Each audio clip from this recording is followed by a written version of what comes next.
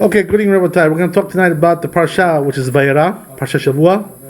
Talks about Moshe Rabbeinu coming to Paro, telling to let my people go. So what we find is exactly what we're talking about Washington, D.C. is today, right? The current events is exactly over there.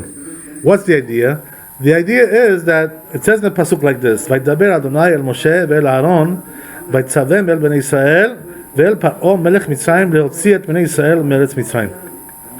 So it comes and tells you the pasuk that Hashem told to Moshe and Aaron, you know what? I gotta tell you to go to Paro and do your job like I told you to do. Let my people go. But there's more over here in this pasuk. What the Chazal says, it's talking about this, right? That HaKadosh Baruch Hu gave specific instructions to Moshe and Aaron how to deal with Paro. You know? So what was the specific instructions? He told them one basic idea, right? Which has to be kept no matter what. There's going to be conflict over here, right? There's going to be conflagration, there's going to be arguing, there's going to be a lot of tension. Nevertheless, whatever it's going to be, tells to Moshe Rabbeinu, HaKadosh Baruch Hu, and tells him to Aaron, you have to treat Paro with kavod. You have to give kavod to Paro. Yeah, but Paro is the worst man in the world, right? He's Rasha, sinner. He kills Jews, he afflicts the Jews, he does all kinds of things. Very, very sinful man. We're talking here about a man. Can you imagine how sinful was Paro? How sinful was he? He used to bathe in the blood of the Jewish children. This is what he used to do. A man like this, what are you going to say about him? He's a good man, he's a righteous man. He's a decent man. He wasn't decent, he wasn't righteous, he wasn't good. None of those things he had. None of those qualities. Nevertheless, HaKadosh Baruch Hu told Moshe and Aaron, treat Paro with kavod. What's the reason? Why? Because he's melech, he's malchut. We are commanded by the Torah to treat the malchut, the king, with kavod, with honor. We have to honor them. What's the reason? Why? Because their malchut, their kingdom, is a representation of the upper kingdom, which is the kingdom of God. Right? There's the upper kingdom, which is ruled by God, by HaKadosh Baruch Hu. There's the lower kingdom, which is ruled by mankind. So what HaKadosh Baruch Hu does, he appoints a leader over the people to represent his malchut here on the face of the earth. And Paro, this is it. This is the man. Right? He's the king. So no matter what, that he's a Rasha, he's Ubeduri, there's all kinds of things, it doesn't make any difference. He's the Melech, he's the king. So therefore treat him with kavod. What does that mean?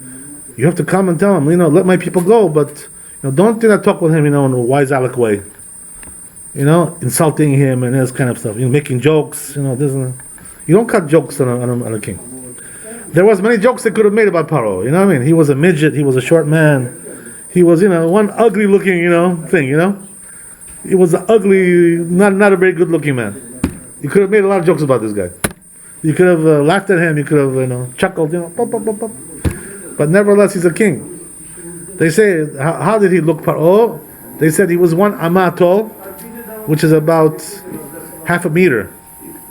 Can you imagine how big that is? We're talking about 1.5 feet. That's how big he was. That was his height. What does that mean? 18 inches. He was about 20 inches tall. Paro. A total midget. And they say not only that, his beard was so big, it covered his whole body until down to his feet. Can you imagine looking at somebody like this? Like you think it's a joke. You're going to be laughing right away, but nevertheless, he's a king, So you got to treat him with kavod. That's the way it is. So what's going on, as you know, over there in D.C., is just the opposite, right? They're disgracing over there the president. They're denigrating him. All kinds of things like this, making a mockery out of him, false accusations. This is exactly the opposite of how you're supposed to treat a king. So what does that mean? All those supposed, allegedly Jewish people that are participating over there, those the troika, the 3 guys over there who call themselves Jews, they're doing a big sin by behaving like this. Disgracing the president like this, degrading him like this. This is by the way, you should know that this kind of behavior by Jews in public, it causes anti-Semitism. That's what it does. Anti-Semitism. It does. Yeah, this is a very bad thing. They say, "Oh, look at these Jews. They came over here to our country to bring down our president." Who gave you the right to do such a thing like that? The very bad behavior, very poor. This is very bad. The Jews are participating in this kind of a circus like this. It's very bad, very sinful. Yeah. The truth is, that regarding this issue about treating the king with kavod, there is some discussion about this. What does that mean? The discussion is, does every king deserve to be treated with kavod, or maybe there are exceptions also? Does it depend? Maybe this depends, because sometimes, like, if you're appointed a king, it means you're appointed for a reason. Yeah, for sure. And if Hashem is telling Moshe and Aaron to respect Paro, even though he's not Jewish, but let me ask you a question. If you would see Hitler, right? Would you treat him with kavod? He was also a melech. Yeah, but he killed 6 million Jews. No, would you treat him with kavod? No. I mean, to a certain or extent, you have to draw the line somewhere, huh? I would not treat him with respect, but I would not insult him in public. Because interesting. That would cause more anti-Semitism. Okay. There's also another question which is similar to that, a little bit different, which is, what about if you have a king, if you have a melech, who's a Jewish king, but he's not religious, doesn't keep the Torah mitzvot, totally secular, goes, eats in non-kosher restaurants, breaks Shabbat, doesn't care about nothing, You should be careful about that, because if you're gonna disrespect him more, then he can do a lot of things, like make zerot that you cannot do, like this, that, whatever. You can make zerot. That's very interesting. Okay, that's an interesting idea. So you got the idea, but the truth is, that I had one rabbi who was one of my teachers. We're talking about like 20 years ago, 25 years ago. This was a different rabbi. So what happened was that we had a discussion about this one time. I was studying in his kollel, and what he told me was that this commandment that we have in the Torah to honor the kings does not apply to a Jewish king who's a sinner. Interesting, right? This is what he tried to tell me. So I didn't really understand what he was trying to say, but then I got the idea. What he was trying to say is like this, right? That a Jewish king has a different standard of behavior than a non-Jewish king. A non-Jew, you don't expect him to be much. You know what I mean? These people they're lost. They're takagul, So you don't expect them to be so righteous and religious. They don't keep the Torah. They don't have a Torah. They don't have anything like that. So that's why they are the way they are. But what about a Jewish king? A Jewish king, he received the Torah like we did. So then maybe we have to hold him by a higher standard. What does that mean? That maybe we should say that since he's a Rasha or Beduria, so we shouldn't treat him with kavod at all. A Jewish sinner, like that. This is the idea. So this rabbi wanted to tell me that that's the way it is. When it comes to a Jewish king, we shouldn't treat him with kavod like that. So what does that mean? He wants to say that all these prime ministers that we have today, who are not religious, more or less, 50-50, whatever, 70-30, 80-20, whatever it is, right? We shouldn't treat them with kavod. That's what he wanted to say. So I told him, I said, you know what? Where do you get this idea? Where's your proof? You got to show me a proof of that. So you know what he showed me? He showed me something very interesting. That there's a story, in the Tanakh, in the book of Kings, of the Melachim. Over there is a very, very interesting story. The story goes like this. What happened was that in one generation there was Eliyahu Navi, right? Eliyahu was at that time the prophet, the chief prophet he was at that time. And then the king over there was Achav, who was a big Rasha, Ubeduri, Ubeduri Serti. Regarding Achav, what they say, right? Some unbelievable things they say about Achav. Number one, the Gemara says he ruled over the whole world. Can you imagine? He had the whole world under his wings. The whole world was under his wings. He was a very powerful, monarch. The whole world was shaking from him. Quaking and shaking. Number one, they say about Achav. Number two, he was a big ubedur, Rasha, Didi Rasha. So you have like both sides, what I mean? On the one hand, he had the whole world in his hands.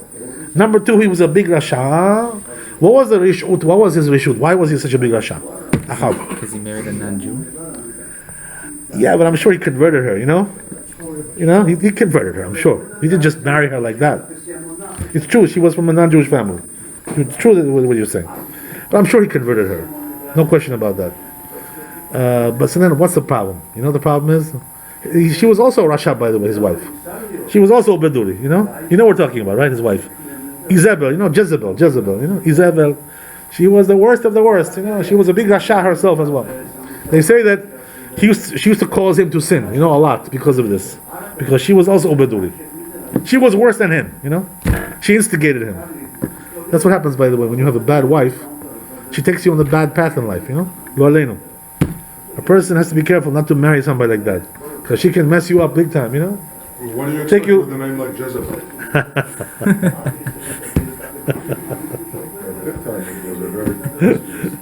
Was it? Yeah. You know, interesting thing is, right, that in Hebrew it's Izevel, you know? Oh. Izevel. That sounds a little holier. The truth is, you know, that also is a very bad name. Because Zevel means garbage. That's what it means. You know that, right? Okay. So what's the story? The story is Achav, on the one hand, he was a big leader, a big monarch, you know, nobody like him. On the other hand, he was a big Rasha. What was the rishut of Achav? He was very much deep into Avodah Zarah, you know, idolatry. He was like very heavy into it. He was like sold to it, you know, like you know. He was like totally addicted to idolatry. There was at that time a cult called the Baal, you know, Baal, yeah. This is what it was. You ever hear about this? So he was very much into this cult, you know, and they were like rabid idolaters, you know, like very, very deep into idolatry, you know, like totally sold into idolatry. That's the way he was. So what he did was he used to dedicate everything to this cult. Every place you went in his kingdom, there was like an idol over there to worship his idol. That's the way it was. It was like a total amount of anarchy over there. Total no regard for anything. That's the way it was in the time of Achav. He was sold out to this thing. On the other hand, they say Achav also had one good quality. You know what it was? He had also a redeeming quality as well. Everybody's got something good. So what was that? They say that he used to honor the Torah. Wow. Right? How can he honor the Torah? The Torah says don't follow the Zerah. Good question. Oh. So what does that mean to honor the Torah? That means he honored Talmidei Chachamim, you know? You understand? If you would see a Chacham, you would say, "Oh, Rabbi, how are you? Nice to see you, you know? How can I help you? How can I this?" You know, helping Talmidei Chachamim, giving them kavod. On the one hand, he was Avodah Zarah, sold out. On the other hand, he used to give kavod to the Torah. So he's right? like two-faced. Another thing that is hypocrisy, you know. So what they say about him, by the way? How many years did he rule? How many years? Achav, something interesting, right? He ruled for 22 years. What significance does that number have? Well, he was from Yosef. He was descended from Yosef. Achav. He was descended from Yosef. Yeah. But Achav, they say, why did he rule for 22 years? What's the reason why? It's a magic number. Why is that? Because he honored the Torah, which was given with 22 letters. What does that mean? In the alphabet, we have 22 letters. So since he honored the Torah, which is given in 22 letters, therefore he ruled for 22 years. Everything has a reason, you know? Kadosh Baruch Hu pays measure for everything. This is the reason why he gave him 22 years to rule. So what happens like this, right? This is like the classic case of like somebody, you know, who has 1 foot over here, 1 foot over there. You know what I mean? On the one hand, he's like totally sold to Avodah Zarah. On the other hand, he honors the Torah. This is like, you know, so what happened was that Kadosh Baruch Hu didn't want to punish him yet. Because he was like 50-50, you know? In the middle. Benoni. In the middle. Not too far over here, not too far over there. Right in the middle. Smack in the middle. So Kadosh Baruch Hu doesn't punish people like that. So why do I get punished? What do I do? Why do I deserve to be punished? We already talked about that. So, yeah, we talked about that. So Achav, HaKadosh Baruch Hu couldn't really bring him down yet, you know, because he was 50-50, right in the middle. So there is a way to fool Hashem. Not to fool, but this is Play games. Yeah, you can play. Yeah, you can manipulate a little bit. Yeah. That's the idea, right? But you know what happens in the end, though? This game doesn't turn out good. Right. We're gonna see right now why that is.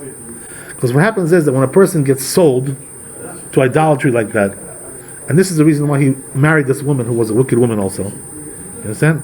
So she caused him in the end to do a big sin. And this is the when he got punished. Because at that point, he was like 50-50. But when he did that sin, the justice was tilted to the side of guilt. So therefore he was punished. He died. What was the sin that he did? What he did was I forgot, there was one person that had a certain like courtyard. Oh. Was that? He's a Talmud, he knows his stuff. Okay, God bless you, very good.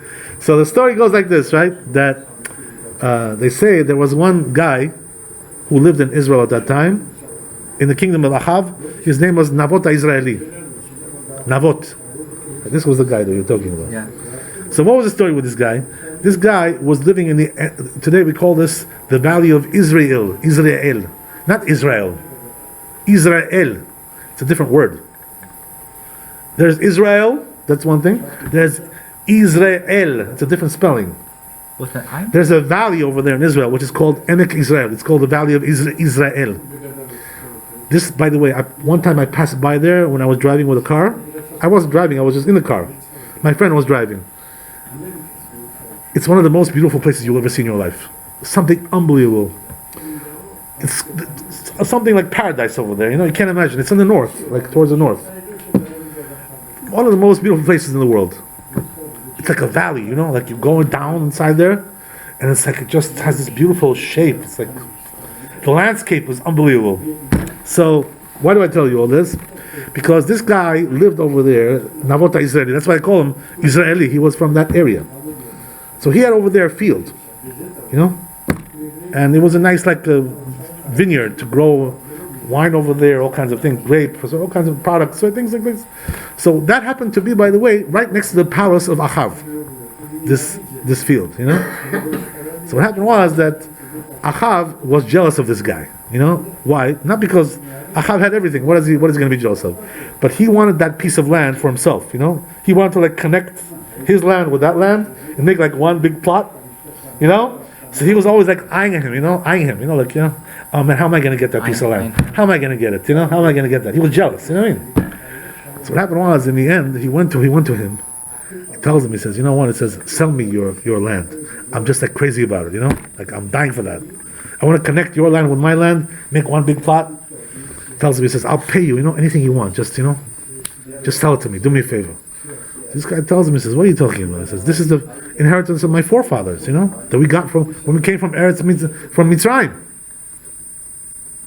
This is our inheritance for our land. You think I'm going to give you this? You're crazy. This is handed down from generation to generation. As we said, this is one of the most beautiful places in Israel. So Ahav got very frustrated. We get with this. He was frustrated. Man, he says, I can't believe it. I can't get this piece of land. I want it so much. So what happens is he goes home, right? After the deal doesn't go through, right? Breaks down. So what happens is that he goes home and he's sitting there, right, depressed, on his couch like this. Right? So his wife Jezebel, sees him like that, right?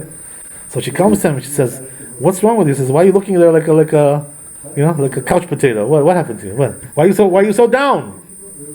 Right? What's with you?" So he tells me, he says, that piece of land, I offered him money, and he wouldn't give it to me. This guy, he's driving me nuts. I would do anything to get that land. So tells him, Israel, right? Says, you fool. He says, I'll tell you. He says, you're a foolish man. He tells him, sit on your couch like a couch potato. I'll get you the piece of land. What are you talking about? Why are you wasting time playing these games? If you want something, you can get it. You're a king, for God's sakes. Tells him like this, right? So what does she do? She goes and pulls a con job, to get the piece of land, like they're doing over there in the Congress, Schiff, Nadler, this Schumer, getting together, right? To pull a con job like that, right? They think they're going to do something, they're going to get something done. They're only hurting themselves. That's what they're doing. So what was a con job? she went to the elders of the people, who were like rabbis, like these kind of elders who will sit, and they read Tehillim, they get together, they read some Tehillim, they read some, things, they prayers, okay, like in the shul, Bet Knesset, or something like this, right? Community, whatever. So she goes over there to the chief guy over there, and this guy, by the way, he was a Rasha, So she tells him like this, listen, we have somebody over here. We want to do a con job on this guy, frame him up, frame him. So he says, what I want you to do is like this, one day, when all the people are massed over there in your community, I want you to announce in front of everybody, this guy, Navota Israeli, he cursed God and he cursed the king. He has to die. Bring witnesses, false witnesses, bring some, those scam witnesses like they have over there, the whistleblower, this kind of thing, right? All kinds of things. Bring these people. Doesn't exist. Okay. Whatever you say, I believe you. So tells him like this, I want you to pull a scam like this. So he did it, he didn't care. He was a Rasha Ubedur, So what happens is he announces like this guy, Navota Israeli, he cursed God and he cursed the king. So what they did was they brought witnesses, they put him into jail, they executed him, finished him off. Wow.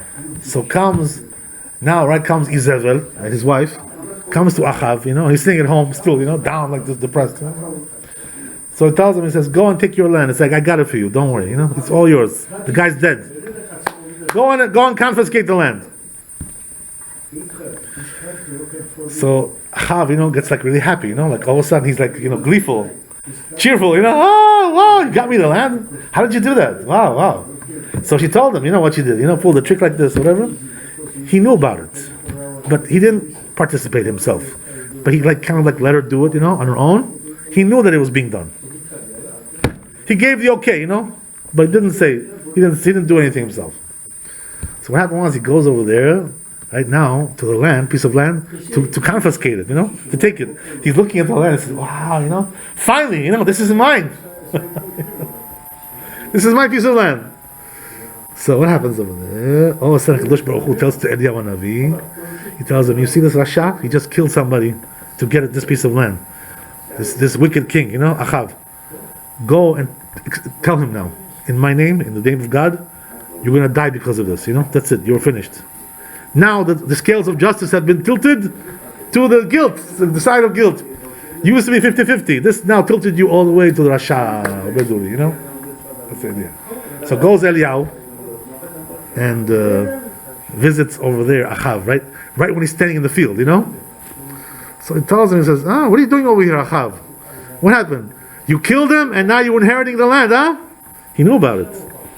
Hashem told him. There's a famous saying like this in Hebrew, right? Ratzachta ve'yarashta. What does that mean? You killed and you inherited. You know this, right? This famous saying. It comes from this story, right?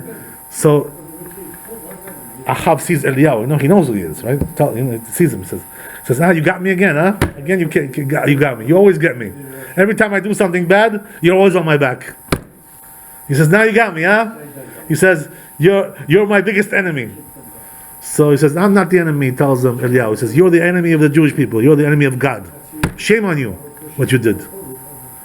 So he tells him, you're going to die because of this. It's a whole story over there. So what happens is like this, right? That Achav, I want to tell you some background information on him a little bit. So what happened was that Achav, there was one point before this whole story occurred that he was like close to doing teshuvah. You know what I'm talking about? Which case we're talking about? There was a case where Eliyahu, we talked about this before a little bit, we covered a little bit. There's a story like this, right? That Eliyahu, he was getting fed up with the Jews, in that generation, because they were very sinful, very idolatrous. Idolatry was rampant. So he comes to the Jews, he tells them, he says, how long are you going to be like this? 1 foot over here, 1 foot over there. One day you're in the synagogue, then you go to, some idolatrous, some church. Every day something else with you people. Make up your mind. Who's the real God? If Hashem is the real God, go to the synagogue every day. If this Baal, the Baal is the real God, go to church. Well, what is 50-50? What is 50-50? One day over here, one day over there. Cannot be like that. So what did he do? He gathered up all the worshippers of Baal, the priests of Baal, and he killed all of them. You know, he slaughtered them. Eliyahu. So what happened was that once Eliyahu slaughtered them, Ahav now he was also there. You know, so he saw the great miracle that was made, because Eliyahu over there made a big Kiddush Hashem. He sanctified the name of God. How did he do it? How did he sanctify the name of God? They basically make a test that you get your own korban, make your own mizbeach, and I'll make your own korban mizbeach. Whoever's fire that comes down. Oh, there you go. So what's the story? The story is like this, right? That Eliyahu brought all the worshippers of Baal, you know, the priests of Baal, and also the Jewish people were there. They brought them into one big arena, you know, one big arena. Thousands of people there, scores of people over there. So what happens is like this, right? That Eliyahu tells the prophets of Baal, okay, let's see who's the real God. You know, you call out to your God, to your Baal. I'll call out to Hashem, and whoever is going to be answered, you know, will bring sacrifices. Whoever the fire comes down and eats up the sacrifices, that's the real God. Let's see who's the real thing, right? And who's the phony one. So what happened was, in the end, he demonstrated, right, that God was the real one, because if the fire came down, he prayed to Hashem. He brought down the fire and he licked up the whole sacrifice over there for Hashem. And the Baal, you know, they were standing there all day and night, you know, gashing their skin, you know, pulling out their hair like this, you know, Baal, you know, answer us, you know. And the other thing was, nobody's answering them, you know, deaf mute, you know, their God is deaf and they're mute. So what happened was that Eliyahu says, now you see who's the real God. So he tells the people over there, the guards, you know, who were running the show over there.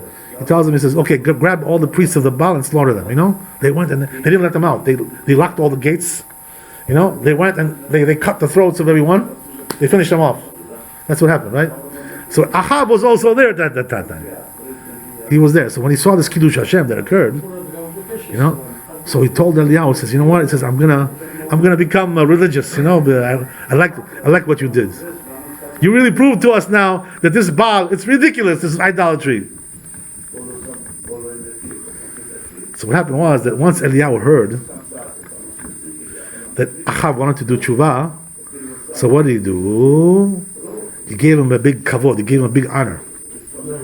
How did he honor him? What did he do? Ahav had to go home after that event, right? The event was over, right? The concert was over, right? Concerti d'Antola. You know? So what happens is that Ahav has to go home. So what happened was he had nobody to accompany him to go home. Because, you know, when a king goes, he has to have an entourage. Motorcade, you know? There has to be a motorcade. So he had no motorcade. So what is the king going to go by himself? He cannot do that, right? It's not kavod for the king. So what happened was that because he had no motorcade, Eliyahu himself ran in front of the king, you know, to show him kavod. All the way until he got home. He ran in front of the horses. He was running like super speed, you know? Super fast. Like a marathon runner, you know? In front of the horses. He accompanied him all the way home. So what do we see from there? Right? Apparently now we have a solution to our problem, right? You know, our question. What does that mean? We see over there that Eliyahu gave kavod to Ahav, even though Ahav was a Rasha. So you see from there that even if there's a king who was a Rasha, a Jewish king, you still have to give him kavod. So now comes this rabbi, right, who I had the argument with. What does he do? He tells me, he says, you know, but you think what? You think that's a proof for you? He tells him, no, it's a proof from me. What does that mean? You're not supposed to give him kavod. How is that a proof from me? So he opens up the book over there, the Navi, and he shows me over there the Malbim, right? The Malbim was one of the big Mefarshim, one of the big commentators on the Bible. So what does the Malbim say over there regarding this story? He says the reason why Eliyahu did this kavod to Ahav is because he did tshuva. What does that mean? If he wouldn't have done tshuva, he wouldn't have done kavod to him. That's the idea. So the rabbi tells me, he says, you see from there, right? If he wouldn't have done tshuva, he wouldn't get any kavod. He was smiling, he was all happy, you know, whatever. He got me, you know, he had me on the ropes, you know, knocked me out. He was happy. Okay, so I said, look, you know, you're my rabbi, I'm the student, you know. Okay, very good, you know, you're supposed to teach me, I'm learning from you, very good. But what happened was that several years later, when you study, you know, every day you learn more. There's more information you get. So what happened was I saw Midrash, which actually very much contradicts what this rabbi said. Just the opposite. What's the story? a similar idea over there, right? What goes on over there? Also, it's also from the Book of Kings. That there was a king from Yehuda. His name was Avia. Sometimes it calls him Avia, sometimes it calls him Aviam with the M at the end. Mem. Aviam or Avia. Two different ways of pronouncing his name. Some people have like two names, you know? That's the way it is. So what happens is like this, right? That this Aviam, who was he? He was the grandson of who? Of Shlomo, right? Yeah, you know, good. Right? He was the grandson of Shlomo. So what's the story with Aviam? The story is that he was relatively righteous, you know? Because what happened was that Shlomo had a son, Rechavam. Right? Rechavam was the next king. Right? Rechavam made some big mistakes. So Aviam did tshuva, you know, a little bit, you know, whatever. Came back to the right way. Relatively speaking, well, it's all relative. So what happened was that Aviam was more towards the way of God. You know, he wanted to go on the ways of God. So what happens is, there's one other king which is also in his generation. Who was that? At that time, the kingdom was already split up into two. There was a northern kingdom, southern kingdom. So he was the king of the southern kingdom, of Judah. But the northern kingdom of Israel, who was the king over there at that time? Yerovam ben Nevat, right? Who was also a big Rasha. This is the guy who started all the problems with the kings. He was the one who instigated all the problems from the beginning. So what happened was Yerovam ben Nevat, there was always a civil war going on between the northern kingdom and southern kingdom. It was always going on, never stopped. All the time, every year, at least one battle goes on, right? Some kind of battle. They get together, they go for it, you know, start killing each other. So what happens is that one day, Aviam had a very short tenure, by the way, in his kingdom. It was short. He didn't live a long time. He died. He died young. So what happens like this, right? I'll tell you what happened. So what happens is that he has a war with Yerovam ben Nevat, as usual, you know, business as usual, nothing out of the ordinary. Every year they have a war. The truth is, you know, the Chazal say, the commentators, that the wars always happen in the summer. In the winter they didn't do wars, right? That's exactly the idea. In the summer it's more convenient. You can supply, you know, food, all kinds of things, right? Yeah, right, exactly. There's all kinds, exactly, right? You know that this is the reason why they say that the reason why Napoleon lost the war with Russia is because of the winter. Because you know, right? So geography. Very good, yeah. It's very hard to fight wars in the winter. So what happened was like this, right? That Aviam had one battle with Yerovam ben Nevat. So what happened was that Yerovam ben Nevat, he had a bigger kingdom than Aviam. Why is that? Because Yerovam ben Nevat had 10 tribes, and Aviam only had 2. It's a much bigger kingdom. So what does that mean? He had about twice the amount of soldiers that Aviam had. It was like a totally... Territorially also it was bigger kingdom? Yes, also territorially, yes. In both ways. So what happened was that Aviam had a much smaller kingdom. Yerovam ben Nevat had like 800,000 soldiers, almost 1 million soldiers that he had. You know, he supplied over there for this battle. Aviam only had like 400,000, you know, about half. That's the way it was. So what happened was they get together, you know, for the battle. Here comes Aviam, and he was, as we said, relatively righteous, right, compared to Yerovam ben Nevat.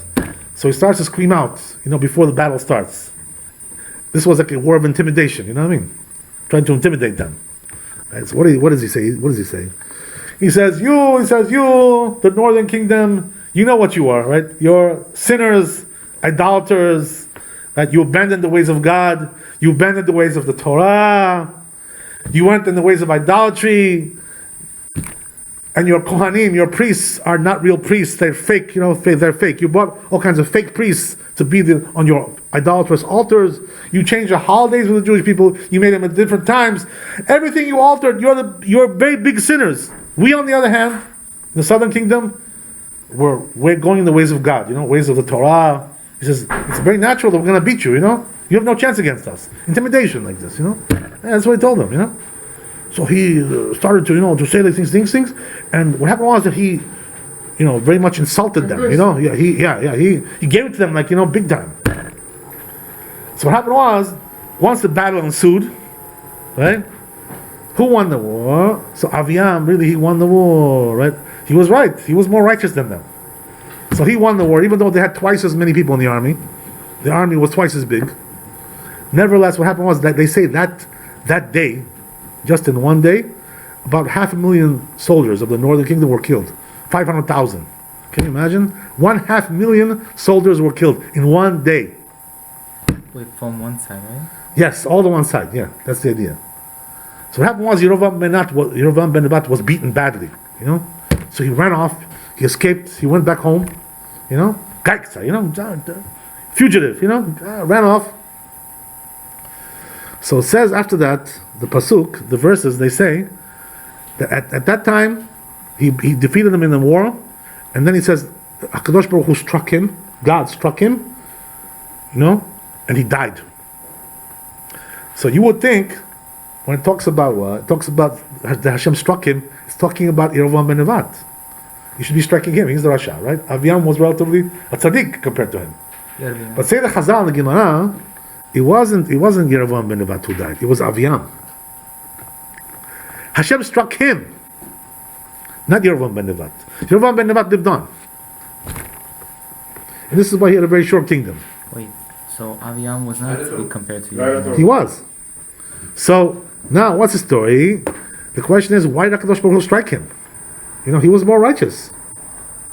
This is the question. Because he didn't show him kavod at least. At least had to show him kavod. That's the idea. So the Gemara answers this in several ways. This question, several ways. One, they say the reason why HaKadosh Baruch Hu struck Aviam, you know why?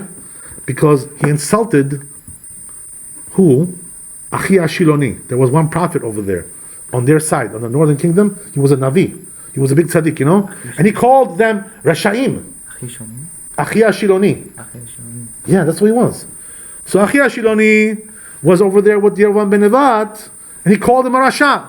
So he called a tzaddik like this, a prophet. He called him a Rasha like this, They say because of that he destroyed, he degraded his honor like that. That's why Kadosh Baruch Hu struck him. Can you imagine how Kadosh Baruch Hu is very careful about the tzaddikim, their kavod?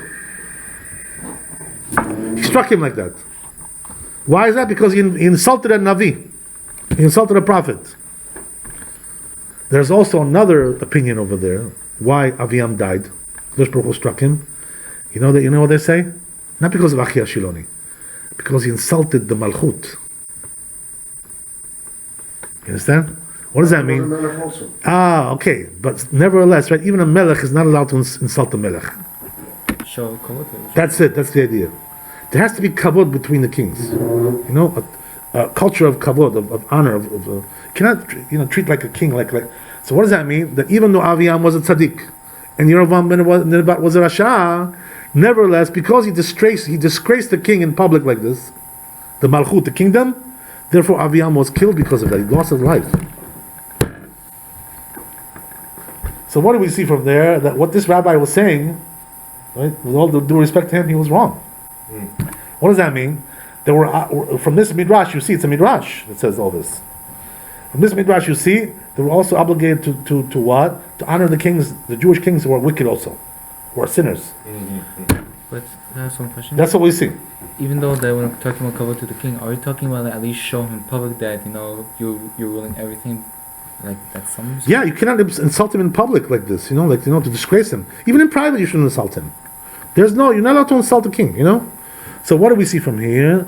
That this mitzvah of honoring the king pretty much applies to any king. But the question is, does it apply to Hitler? This is the question. Well, he wasn't really a king. That's what we call him, He was a leader, President, whatever it is, right? So what do we say about Hitler? So the truth is, a person like this, there's no way to give him kavod. Because he's a, well, what did he genocide, genocide. Yeah, but they committed genocides also. What does that mean? I mean, you have a pharaoh that was bathing himself in the blood of children. Oh. Enslaving people. You see what he's saying? Punishing them. Yeah. I mean, that's genocide. So, that's not genocide. He actually committed probably more atrocities than Hitler. Absolutely. Can I say Hitler did it in a couple of years. Can I say one? within a couple of years. He wants to tell you something. Okay, what? Tell him what you I think want. the difference between that time is that that time, usually that when a woman gives birth, there will be not just like one child, it will be like 6, 12. There will be many opinions about how much they would multiply. Or there during Hitler, they will kill somebody, they will not like multiply, they will decrease in number. I mean that's how I answer it. Very interesting, question. This question. Not so easy to answer this question, But you know what it is? That when you have a king who's so wicked like this, what's the difference between Paro and Hitler? He showed some respect to Jews, right? Yeah, that's exactly. In other words, for Hitler, the Jewish people was like something, you just had to get rid of them, exterminate them. For Paro, it wasn't like that. He wasn't looking to exterminate the Jews. Is this your own? It's not my own. That's what it says in the Torah. Oh, okay. Right. Yeah.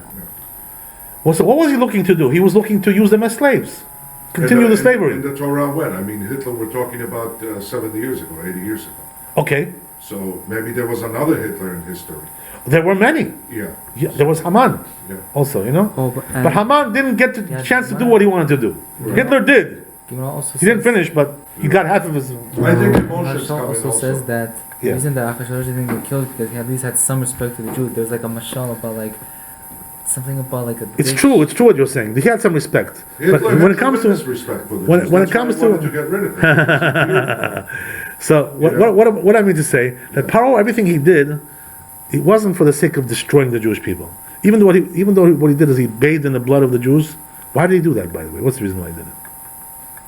What's the reason why? Huh? Right. He got tzaraat. He got some kind of a leprosy thing, So his doctors told him, his magicians, whatever, that you have to bathe in the children's blood. Yeah. To get cured. This is the reason why he did it. So even though this is an atrocity, but he wasn't doing it for no reason. He had a reason to do it, even though it's very, very twisted, very, very sick. But somebody like Hitler, who's like Amalek, Amalekia, what does that mean? Indiscriminately killing people with no regard for life. What happens to no genocide, right. Basically. So what happens to the idea that the 6 million Jews had to perish because they were reincarnations of sinners? Sinners, yeah. So then Hitler did his job, if you look at it that way. Oh yeah, everybody does their job. So, but nevertheless, right, he's not allowed to do what he did. What does that mean? God didn't give him permission to go against the Torah. We don't know that. No, what I mean is we have rules of the Torah. One of the rules of the Torah is do not kill. You're not allowed to kill. And also, there are scholars even today say that Hitler actually gave the Jews a chance. He said, "Go to your homeland." It's true. It's true, but nevertheless, he committed genocide. You know what I mean? He committed genocide. So therefore, since he committed genocide against the chosen people, so a person like that, you cannot give him kavod. There's no way to give kavod to something like that. This is considered to be Hashem put him on this earth to commit the genocide. Right, but the truth is, that Hashem, everybody has free will. This is what the sages tell us, right? So what does that mean? If you do a sin, yes, Hashem wanted that person to die, but why did you have to be the shliach? Why do you have to be this messenger? Somebody else could have done it, So the fact that you did it, you're liable for that. This is the way it is, right? According to the law. A lot of oxymoron, Yeah, it's quite. You're right. It's true. Yeah. So anyway, the point is, the bottom line is that that we have to give kavod to every king except somebody like that. Somebody like this who's committing atrocities like this, we're not going to give kavod to a person like that. We cannot. And the truth is, it's brought down in several sources in the European rabbis that they also said, no, we're not talking about Hitler. There were other leaders of the Germanic nations, like Austria, Austria was also part of Germany, basically. They're one nation, more or less, right? So what does that mean? There were some rabbis who used to say that even though we give kavod to melachim, to kings, but the king of Austria, they wouldn't give him kavod. Because they said, why? This is Amalek. It's Amalek Yario. They knew that the Germans were like, this was their orientation. You don't think emotions played in this decision? No, this was that, they knew exactly what they were. Today, by the way, it's not like that. The Germans are not behaving that way. But in those days, Germany was the seat of anti-Semitism. There was the center of that. That's what it was. In those days, things were very, very bad over there. So this is the reason why. Anyway, it's an interesting idea, right? Interesting. Another interesting idea we find in the Parsha is like this, right? That regarding the plagues. Now the plagues start to begin. An interesting point that they say, Chazal, why was the first plague blood, right? Dam. I guess you brought the scarf to signify that. To signify the blood.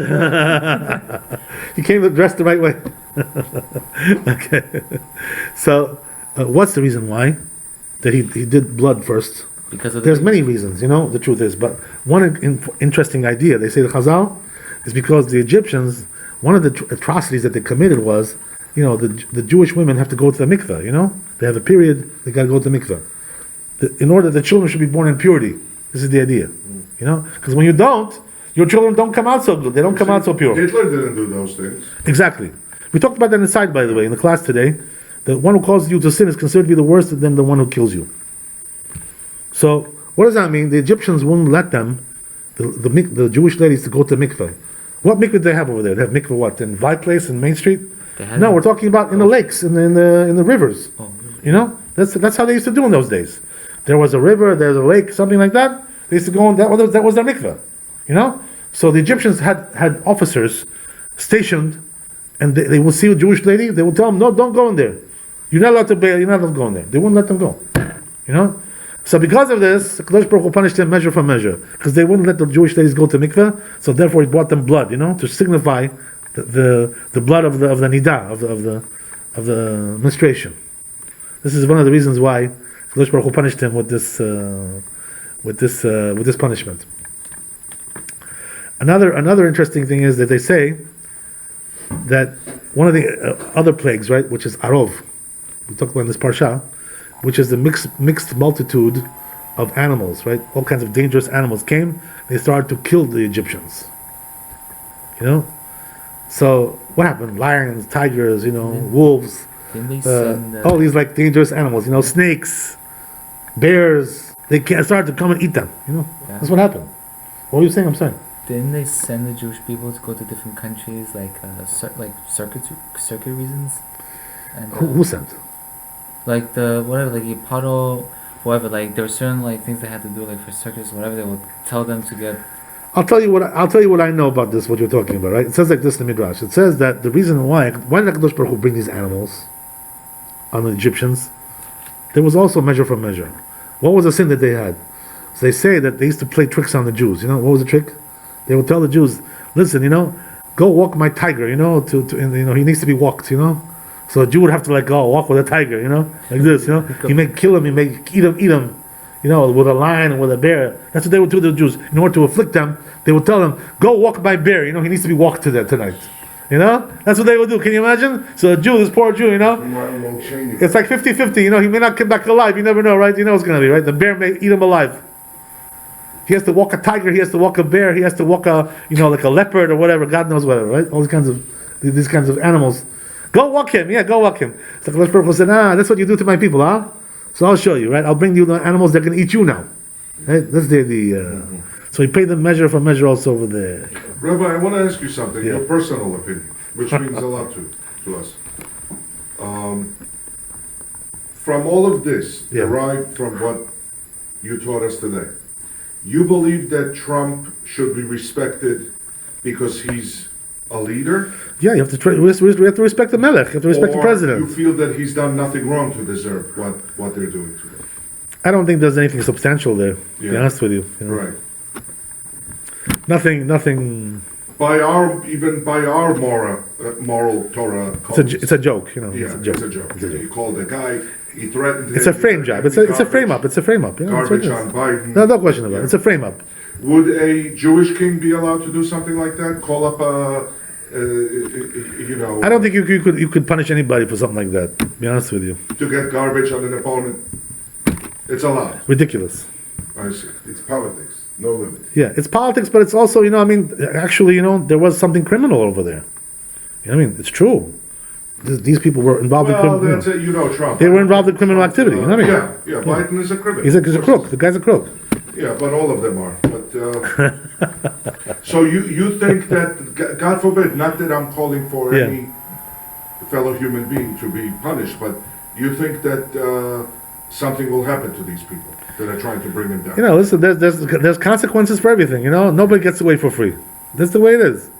So, anyway, as I wanted to tell you, right, that this is HaKadosh Baruch Hu, this way did them. By the way, there's a story like this in the Midrash brought down regarding these animals, who used to come and eat them. Every one of these plagues, the interesting thing, you know what it was? That they used to distinguish between the Jews and the Mitzrim. They would get the Mitzrim, the plague, but the Jews were left alone. None of these plagues did any harm to any Jew. Like they had some kind of a radar, sensors, They could see if it's a Jew, leaves them alone. If it's a goy, gets him, eats him up, right? Eats him alive. That's the way it was. But Rabbi, explain me in this case one thing. If that's the reality, how come the last plague, Moshe Rabbeinu had to make sure that this is the Jewish house? Okay. This. The death couldn't tell them apart. For sure, you could tell. Good. By the way, this question that you're asking, the Zohar Kadosh asked this question. Really? Why did you? Yeah, it's a heavy duty question. Heavy duty question. Yeah. What does that mean? Why is it that you needed a sign, right, to distinguish between Jews and Jews? So the truth is, the Zohar Kadosh gives a very, very powerful answer. I don't recall right now. Maybe I'll recall before we finish the class. Okay. Otherwise, I'll look it up again. I'll try to remember this. It's a very powerful answer that it gives over there. But anyway, the point is that it wasn't really for God, this sign, because God knows everything. But the point was like this, right? That he sent, executioner. What does that mean? A certain angel that came to do this job. Yeah. So for him, there had to be some kind of a sign. But the idea is also a little bit more that really they say, right, that this was for the Jews.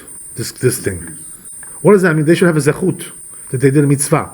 They did a mitzvah of slaughtering the lamb, right, and then putting the blood on the doorposts, because they had to have some kind of zechut that they did the will of God, right? That they did something to distinguish themselves from the Egyptians. And this is the reason why, if I remember correctly, it's a very powerful question. This question, very, very, very deep question. Anyway, but the point was, right, that every one of these plagues distinguished between the Jews and the non-Jews. So what happened was that how would it happen, right? So the Midrash gives like episode like this, some kind of account. Well, what happened was like this, right? As we said, these Egyptians like to play games with the Jews. What does that mean? Go walk my tiger, right? Go walk my lion, my lioness. Go walk her, she needs to be walked. So what happened was like this, right? That the Jew would go, and he was in danger. So what happened was that also there was another thing that used to happen, something similar to that. The Egyptians would tell the Jew like this, right? You know what? Our children, they need to be walked. Go take them to the park. Right? Go take them to the park. Let them play a little bit seesaw. All kinds of games, and then bring them back home. God, give us some entertainment, right? Exactly, right. So what happened was like this, right? That the Jew would take the Egyptian children to the park to play. So what happened was that the animals would come, the wild animals, and surround them, like this. The Jew was also there, and the Egyptians as well. So what happened was that the animals would come, and the Jew would get scared also. He would say, "Oh, he's also going to get me now," But what happened was that the Jew would be spared. The animals would come, they would eat all the Egyptians alive, and then they would, once they finished eating all of them, the Jew was still alive, and they would tell him like this, give him a salute, and leave. That's what the animals used to do. So this is exactly how Kadosh Baruch Hu distinguished, like this, between the Jews and the Egyptians. That they would only eat the Egyptians, even the animals they knew who to eat. This is the idea, right? That was left out in the movie. Okay, very good. So let's look at some Mishlei. We said some interesting things. I want to tell you a couple of verses from Mishlei. We're going to go at the end of Perek Yud Aleph of the 11th chapter, and also the beginning of 12th chapter. So it says like this, right? That Parit Tzadik Etz Chaim. Right? This is very interesting to know. So it says, right, that the fruit of the righteous, the fruit, what does that mean? The good stuff that he gives off. The produce that he has. What's the produce of a tzaddik, of a righteous person? Etz Chaim. What's Etz Chaim? This is Torah, right? What does that mean? From a tzaddik, what should you really learn from him? Learn from him Torah, right? That's what he really has, right? So don't now look for, to do some strange things with a tzaddik, all kinds of other things. Get him to do something for you, a favor, business. What business? There's a person as a tzaddik. Learn from him Torah. That's the fruit of the righteous person. It says, yeah. The Eschai we have here, what does it represent? The truth is that in the words of Chazal, the Etz Chaim is the Torah. What does that mean? When you connect yourself to the tree of life, that means it gives you life. It says in Kadosh, once you disconnect from the tree of life, it's death. What does that mean? If you stop learning Torah, it's death. When you turn Torah, you're connected to life. We put our names on this little list. Yeah, this is just something symbolic, to make some money. It's business, It's what do you put there? Something good, some good occasions or bad occasions? Like in memory? This is just a money making trick. I understand. Yeah. But what do you put there? The good occasions or the sad occasions? When I tell you, don't put nothing there. Don't waste your time with that. I got better things to do. What are you guys talking about? I don't even know. Take a look over there. They're all empty. Oh, I don't even know. You know what it is, Jimmy? I'll tell you something interesting, right? The real Etz Chaim is open up the book, open up the Torah. This is the Etz Chaim. This is business. That's something else. You just reminded me of exactly business. Jimmy, he just reminded me of Pilchazi. At Puriat Tamashops. I guess Tamashops. I don't know if you were there when Pilchazi did that. He picked up the Sidur. He was a good guy. Galaxy Tamashops. Okay, so what's the story? It says over here like that, right? And then it says Velokeach nefashot chacham. Another interesting thing, right? Which is what? That a chacham, what he does is he gathers up souls of all kinds of people and he brings them close to Hashem. This is what Avraham Avinu did, right? He took people, he proselyted them, converted them into Judaism, all kinds of things like this. A person who's a wise person, as a tzaddik, like this, what he does is he gathers up people, he gets disciples, he brings them closer to God. This is the way of the righteous. This is the way it is, right? So what does that mean? By the way, you should know that one of these says the Chazal in the Midrash, and also in the Zohar Kadosh talks about this. That one of the jobs of the tzaddik, you know what it is? To convert people to Judaism. This is one of the jobs. What does that mean? It says in Zohar Kadosh that when you convert people to Judaism, it's a big kiddush Hashem. It's a sanctification of the name of God. What does that mean? You're taking somebody away from the ways of the bad way, to the Gzazah, You're taking them away from the ways of the Satan, of the evil side, and you're bringing them close to the Kedusha, to the holiness, to the Shekhinah. So therefore, it says Kadosh, when this happens, that you convert somebody like that, it's considered to be a big sanctification in the name of God. What does that mean? People say, you see how great Judaism is? People are converting to Judaism, because it's so great. So it sanctifies the name of God and it weakens the powers of the Satan. Why is that? Because you're taking now one soul away from the Satan and bringing him over to the side of Kedusha. This is the idea. So this is what a tzaddik does, right? A chacham, what does he do? He gathers up souls. He brings souls and brings them back to Judaism, Teshuvah Zadabrunos, Gadbar Julos, to convert them, to bring them to Teshuvah. This is the way of the chacham. This is what a chacham should be doing. This is the idea, right? It's considered to be a big mitzvah to do conversions like that, but not those phony conversions, right? For money, for business. I'm not talking about that, right? Taking $20,000 from somebody, because nobody wants to do the job of converting his fake, girlfriend, whatever, something like that. I'm not talking about that. This is like fake stuff, but we're talking about something real, something genuine. What does that mean, genuine? That a person should want to convert because he loves Hashem, not because he fell in love with some Jewish guy or some Jewish girl. By the way, regarding this issue, of who to convert and who not to convert, the rabbi has to use judgment to see, case by case, which is a good convert and not, or unwanted convert, depending on the situation. What the nature of this person is. What he's about. The rabbi, Chacham, has to delve into that and see what is the right. Exactly. Very important to understand that. Okay, very good. Let's go on a little bit. Do one or two more, and that's it. We're done. So another interesting thing it says in the next parak Yud Bet, right? This one is very strong. Eshet Chayil Atet Bala, right? What does that mean? The valorous woman, Eshet Chayil, is the crown of her husband. Right? What does that mean? The truth is, that when you have a good woman in the house, a good wife, the husband really gets so much benefit from that. His whole life is built on top of that, right? That strength that he has in the home. This is the idea, This is called Eshet Chayil. What is Eshet Chayil? He's talking about you, Lana. Okay, you must be right. You must be right. I second the motion. So the idea is like this, right? That A person who has a valorous wife, a righteous wife, and that's what Shlomo Melech says, right? Eshet Chayil Mimtza. Who's going to find? What does that mean? It's not easy to find Eshet Chayil. Not everybody's zocher to find Eshet Chayil. You have to have zechut for that.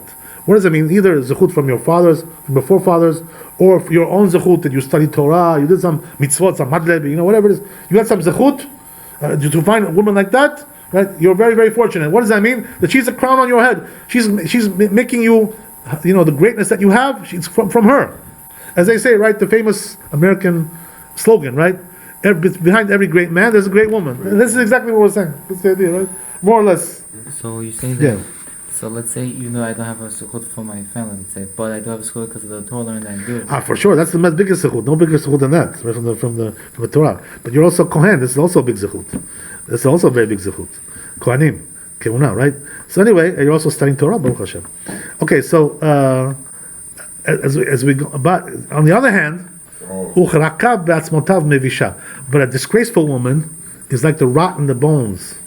Your bones are rotting, lo aleinu. That's what happens when you have a disgraceful wife. What does that mean? One woman who's very foolish, goes in the foolish ways, doesn't care about her family, doesn't care about her children, doesn't care about upbringing, and going in the ways of the Judaism of Torah, going in the modest ways.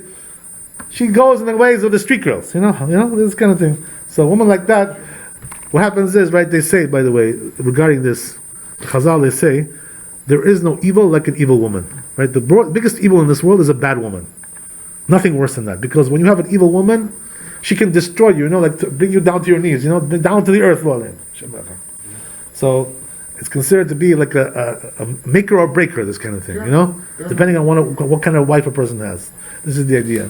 So that's what they say, right? It's like it's a rot in your bones, right? And the person feels, when you have a bad lo aleinu, when a person has a bad woman, everything is bad. Everything in life is bad. Everything turns out to be bad. That's the idea. Hashem should give us the good, right, and not the bad. So,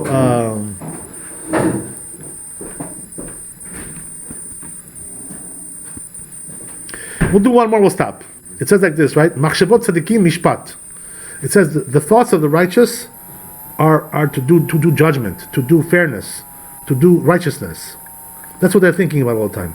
How should I do this mitzvah, this madli, that madli? To do everything the right way, the proper way. Da madli and jamati, to bring to give a zechut to the people, to the community. This is what a righteous person thinks about. How to da madli and oschalchi, that's the idea. Tachbulot reshaim mirma. But when it comes to the reshaim, so what's their hobby? What's their activity? To do all kinds of tricks, all kinds of scams.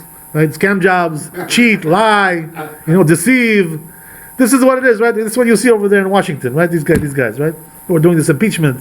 These are the kind of people they are, These are people who their whole essence, their prerogative in life. You know what it is? To be a cheater, to be a scammer, to be a lowlife, to be this kind of a person, This is the idea, right? So what does that mean? That you can see by the character of a person by what he strives for in life. Is he striving to be a scammer, cheater, a fraud, right? Or is he striving to do justice and fairness and righteousness? Each one takes his own way in life. That's the way it is. Baruch Adonai le'olam, amen, amen. Thanks for coming. God bless you. All the blessings to you and your family. Wealth, health, happiness. Amen, amen. Regarding the yes, I'm sorry. So the question that I was asking was basically like this.